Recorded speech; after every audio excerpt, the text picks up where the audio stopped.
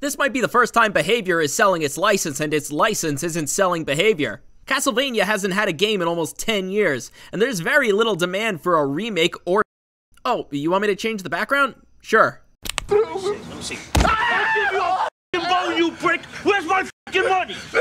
The Castlevania chapter is by far one of the highest quality moments in Dead by Daylight history. At least I always say that until the feeling goes away and this stuff is here to stay. That said, I do feel like Behavior has to try a bit harder to appease people because I really don't think Castlevania is turning heads on its lonesome. Not to besmirch the creative integrity of the franchise, Castlevania is an action beat-em-up series that goes as far back as the NES, and stopped stone cold dead at the Xbox 360 around 10 years ago. It's a series about the legacy of the Belmont family, who have long been practicing the art of slaying monsters as they fight off Dracula through the generations, with whips, crosses, and holy water. It's JoJo's Bizarre Adventure, but Jesus protects you from the guilt. They are decent games, but they're very much from a different era, and if you want to play them, you're gonna need to enter a separate frame of mind. We're talking side-scrollers where the jump button is a magical property only to be understood by those with the purest of hearts. I don't have a commute anymore, or an hour to kill between classes, so it's kinda hard for me to get into these games, but that's why all of the footage you're seeing was captured in the first 10 minutes. The chapter features Dracula as the killer, and Trevor Belmont from the third game as the survivor. Historically speaking, Dracula is a weird figure, because sometimes he's a big meanie, sometimes he's a charming smooth talker, sometimes he's a mathematician, and in the worst case scenario,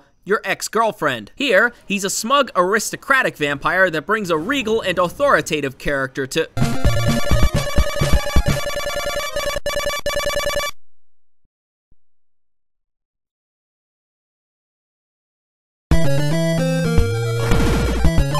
Oh no. Dracula is a stance shifter. He has 3 forms, each with a killer that you can say it's basically just. Vampire mode, wolf mode, and bat mode. In vampire mode, you're a taller killer with a terror radius and an M1 attack. But you have a special attack called Hellfire, which spawns 6 pillars that quickly explode in a short distance in front of you. The pillars go over low walls like the usual suspects. It's a bit finicky to determine what is too tall to ride, but it also kills people once you find the right spots to use it. Basically Pyramid Head. Unlike the usual suspects, Hellfire is much slower to be put away, making it harder to bait people, or holding Harry them. The attack is near instant, and it can be used to prey upon pallet Andys and window Winstons. Though if the survivor rejects the window vault, you can't simply turn it into a hit. They did update him between the PTB and live, but if a 0.1 second change makes the difference, I guess I'll have to live with playing the same killer again and again and again. To swap stances, you can press the alternate power button and take on any other form. The second one is the wolf form. This makes Dracula lower to the ground and enables a pounce attack. This is 1 or 2 fast dashes that deal damage and break pallets if they collide with them. You can use it to preemptively break a pallet or quickly catch up and end a chase after it's basically Demogorgon. Wolf form also causes survivors to drop scent orbs, increasing your speed when you grab them, as well as directing you towards the person who dropped it. The scent orbs tend to spawn in a way that requires the killer to take the exact path the survivor did. Granted, he was slower in the PTB, and that upset everyone who was weak of heart.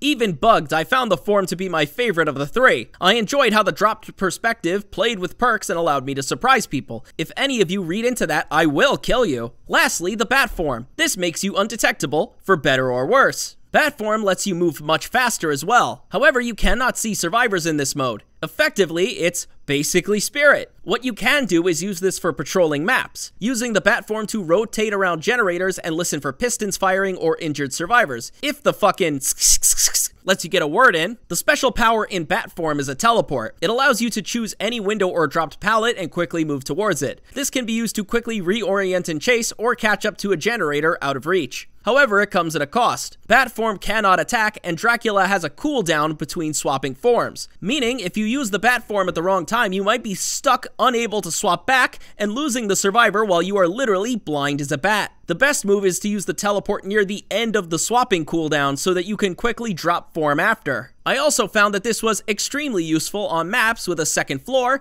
as it can allow you to reach locations that would have otherwise taken you a long walk towards. That said, bat form was also the hardest for me to use in Chase, mostly because survivors can see you ahead of time and react to what you're doing. There are some plays that can be made by warping around walls and cutting them off, but primarily I used it as a tool for patrolling and quick teleports. It is fast enough to cut people off, but the odds are pretty stacked against you. And did I mention you can cast a fucking fireball? Bat form was certainly harder to use, but I can actually see its potential. I also think it's great for finding the hatch, since it's faster and the hatch takes priority over spotting the survivor anyway. Wolf form is best at either tracking lost survivors or if you want to try to get the pounce kills. It's also worth remembering that collecting scent orbs recharges the dash. And vampire form is an all-rounder. Hellfire struggled at higher walls, but I found it to be the most reliable tool Dracula had. That's about it. I didn't think much else. Here, you want to be angry? This will ruin the day of a specific amount of people watching this.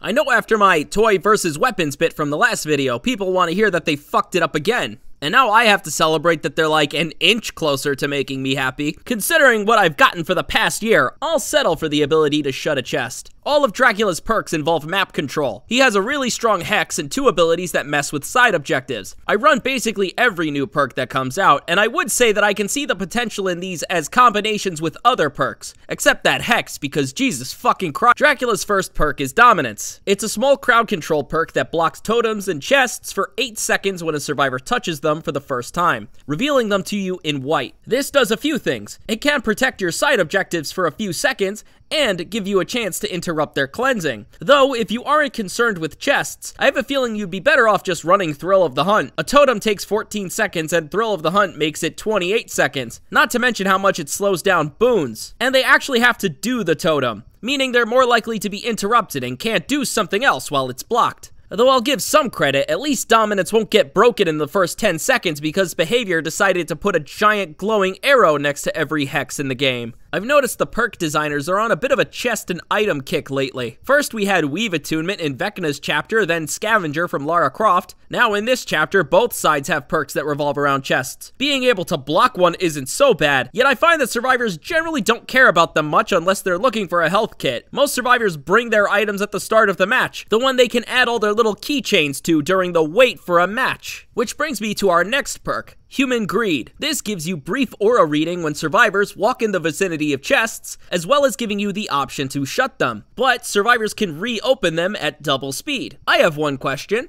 Whose bright idea was it to give this a cooldown? How often do you think I'm running into open chests? I'm happy, at the least it's an interaction. Killers haven't gotten one for a very long time. On the bright side, this will reveal survivors when they enter the basement for a few seconds because of the chest down there. This perk works regardless of distance, so now we have Territorial Imperative with 3 less seconds and better in every other single way. Though I guess I won't weep for the power creeping of a perk that was already one of the worst in the game. Dominance was anti-power creeped. It got its ass beat by one of the basic perks given to people that think Myers is OP.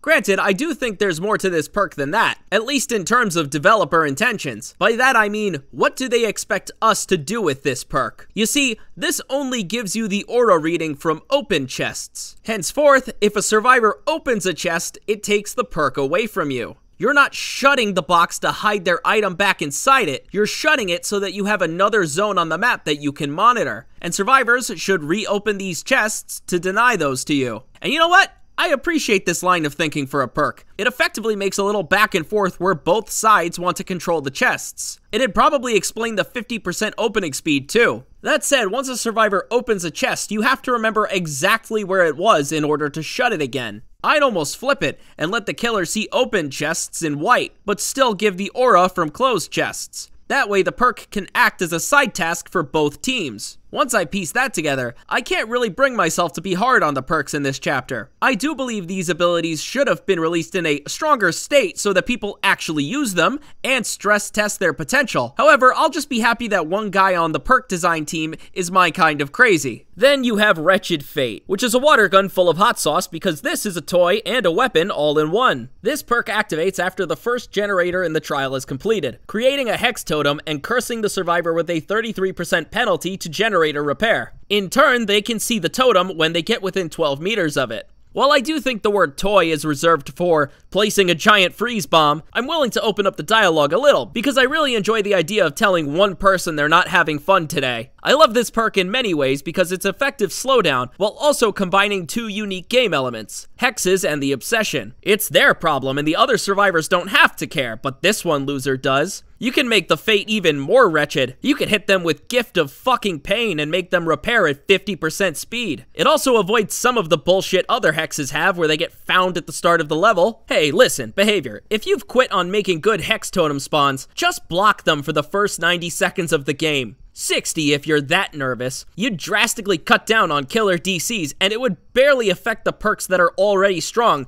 because if they let Devour Hope trigger in 90 seconds, they weren't meant to be in this lobby anyway. Then there's the survivor, Trevor Belmont. Weirdly enough, I feel like Trevor is the survivor that fits the least in the game, and I can't pick out why. Every rule that he breaks has been broken before. Action-based hero that normally solves his problems with violence is suddenly a much meeker, powerless person that is constantly getting torn apart by magical powers. I got over Leon's spinning back kick years ago, but for some reason, Trevor feels really hard to swallow. It might be because his model looks the most out there with his Metallica haircut, face scar, and hold on, Jeff broke those rules in 2017. I'm actually quite fond of Trevor Belmont as a character. I think he's a really good example of simplicity done well. He's a man who's lost everything. He's talented and skilled, but there's a part of him that doesn't care anymore. Of course, this isn't that Trevor. Playing against Dracula is going to require a flexible mindset and the ability to go bat form, wolf form, wolf form. Just be glad the killer was released in 2024, because 5 years ago, someone would have called him the Dank Lord, and we would have been inundated with pictures of him hitting a blunt. That's the end of the section. I don't know how to survive his ass. Trevor continues the survivor trend of having really fun and interesting perks. Wait, what did they give Lara? Okay, cool, we're starting the streak again here. His first perk is Eyes of Belmont. This briefly shows you the killer's aura when a generator is done, while also letting you see the killer's aura for an extra few seconds whenever it is shown to you. You now have an upgrade to every aura reading perk. It is specific to the ones that let you view the killer, so you can't keep that precious chest in your eyes all game, but we're talking some pretty nasty additions to other builds. In fact, I think that might be the idea with most of the perks in the Castlevania chapter. Exaltation works when you stun the killer with a pallet while holding an item, instantly restoring 25% of the item's charges and upgrading its rarity by a level. I don't know when the fuck Trevor learned that, since none of these items existed when he was alive. Hell, he'd probably think the flashlight would kill him. This is a bit of a toss-up. Stunning a killer is just up to who they are. Some will swing for the pallet, some won't. You can try to force it if you want to put your fate in the hands of your ISP, though I don't know how strong this is in hindsight when Smash Hit can let you end a chase for the same cost. I can't tell the fucking difference between a yellow and a green flashlight, and if you can, I'm sorry that the people in your life let that happen to you. Then, finally, you have Moment of Glory, activating after you open 2 chests.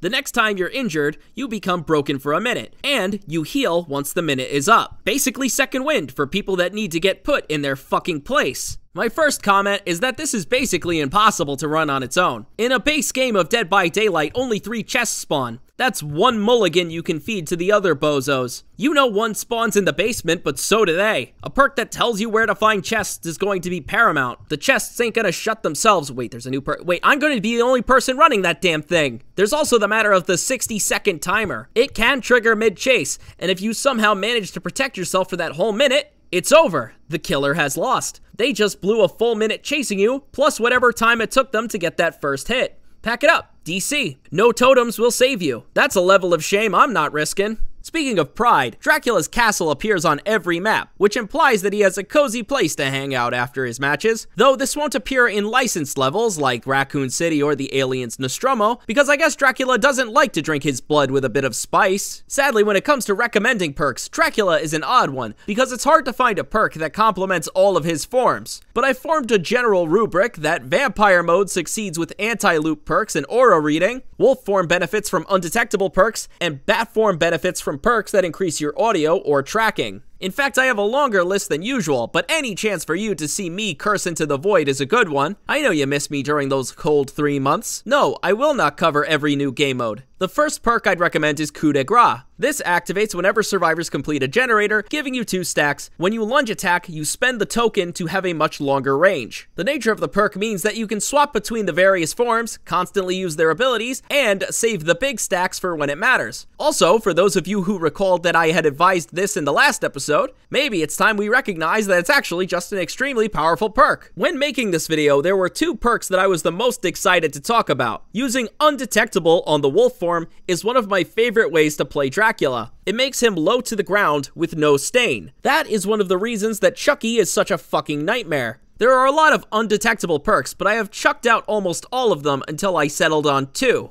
Unforeseen activates when you break a generator, giving it your terror radius for 30 seconds. This also takes away your heartbeat. It also allows you to be a little jokester and mess with survivors' sense of direction until they go, hey, what's the name of that perk? The one from the unknown, the one that gives it the heartbeat, that one? What's that one? The second perk I would recommend is Machine Learning. This is gained by hitting a generator once. Afterwards, the next generator you kick will be marked. If the survivors complete that generator, you gain Undetectable and a 10% speed boost for 60 seconds. Unforeseen is the much easier of the two to trigger. The cooldown is short, and it comes with the secondary effect of confusing survivors for a brief period of time. Machine Learning is much harder to trigger, but it gives you Undetectable for a full minute and gives you a speed boost, making the wolf form a massive killing machine for its duration. It does come with the usual machine learning bullshit, where the generator you want might not always pop. Unforeseen is easy mode, Machine Learning is hard mode. And no difficulty shaming, I'm probably going to use Unforeseen. The next few perks I've got are to bolster the use of Bat Form. To that point, I've got two recommendations. First is Spies from the Shadows. This gives you a notification when a survivor disturbs a crow, allowing you to get free gimmies when chasing people in the Bat Form, since you can use the crow to pinpoint their last location. Strider makes the breathing of injured survivors 50% louder, and regular breathing 25% louder. This makes it easier to hear where the survivors are during your Bat Form, and makes it easier to surprise them. Surveillance can work to the same effect for generators, but it's important to remember that this increases the distance at which they can be heard. It does not make generators louder. Spies from the Shadows is hard mode, Strider is easy mode. The killer as a whole can always benefit from some form of generator defense, but Dracula doesn't really have anything in his kit that makes one perk better than another. Though if you are going to try to use the Sneaky Wolf surprise attack, I would suggest perks that make survivors repair more slowly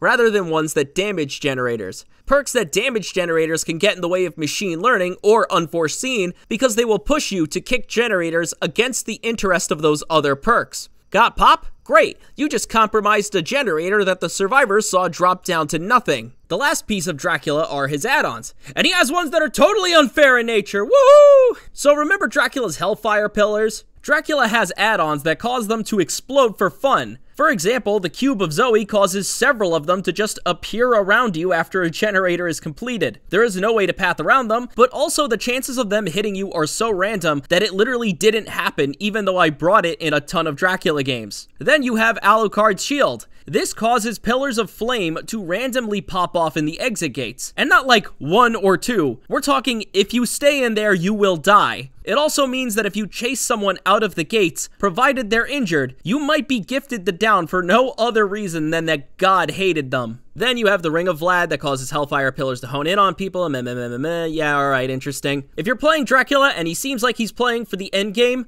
good luck. This is not going to get better. The only way to survive an endgame killer in the first place is to hope that they struggle in their last chase, and then you guys feed that survivor to them in appeasement. But in truth, we are talking about a very interesting killer on paper, one that I hope gets replicated in future chapters. This might be the first time behavior has sold me on a license. I didn't care about Nightmare on Elm Street before his chapter came out, and I won't care long after they finish adding him into the game. I left this chapter with a feeling that I wanted to know more about the characters. I think what drew me in was Dracula's personality of all things. Crispin Freeman's voice brings an arrogant tone which really helps the characters stand out. No one else in the entity's realm seems to give a flying fuck about appearances. You watch as Mori, and you can see that he's like if the Hag had standards. It's also just funny to go, that's Winston and Kaido, dude! I don't see myself finding the time to commit to any of the old handheld games, but I could see myself looking at the next relevant Castlevania announcement with a lot of interest. I only had time for the first season of the show, but once this video is done and I have a free monitor again, I expect the Castlevania show to stay on it until the last episode. I'm kind of hoping with the Silent Hill 2 remake on its way, Konami will find a cool place for the Castlevania revitalization as well, once they get tired of the smell burning money makes. I'd freak out if I saw a Belmont rendered on a PS5, and I better not be alone on that. Here, let me sell you on the franchise. Grab some headphones.